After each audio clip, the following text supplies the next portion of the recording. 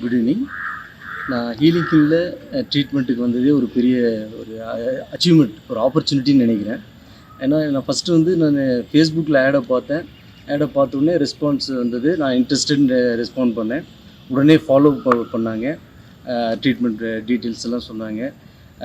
Package இன்ட்ரெஸ்டாக இருந்ததுனால நான் வந்தேன். வந்தவுடனே இந்த என்விரான்மெண்ட் ரொம்ப அருமையாக இருக்குது. நல்ல லவ்லி என்விரான்மெண்ட்.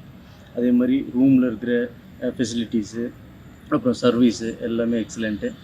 அப்புறம் வந்து ஸ்டாஃப்ஸ் எல்லாம் ரொம்ப நல்லா கோஆப்ரேட்டிவாக இருக்காங்க.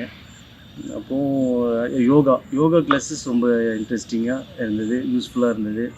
அப்புறம் ஈவன் ஃபிசியோதெரபிஸ்ட் அவர் நல்லா ஃப்ரெண்ட்லியாக எல்லா இதையும் சொன்னார். ஒர்க் அவுட் பண்ணதெல்லாம் வந்து மாடர்ன் எக்யூப்மெண்ட்ஸு அது யூஸ் பண்ணுறதுக்கு ஒரு ஆப்பர்ச்சுனிட்டி கிடைச்சிது. அதேமாதிரி ட்ரீட்மெண்ட்ஸ் எல்லாம் ட்ரெடிஷ்னலாகவும் இருந்தது. Traditional treatment with the modern amenities. I like it so much. அப்புறம் ஈவன் ஃபுட்டு கூட ரொம்ப செலக்டிவாக ஒவ்வொருத்தருக்கும் ஒரு விதமான ஃபுட்டே வந்து ஃபுட் இஸ் ஏ மெடிசின் அப்படிங்கிற மாதிரி ஃபுட்லேயே வந்து நமக்கு தேவையான ட்ரீட்மெண்ட்டை டாக்டர்ஸ் ப்ரிஸ்கிரைப் பண்ணாங்க. எனக்கு இங்கே 3 days ஸ்பெண்ட் பண்ணதே தெரியல, பத்தலை. ஆக்சுவலி 3 days ரொம்ப கம்மியாக இருக்குது.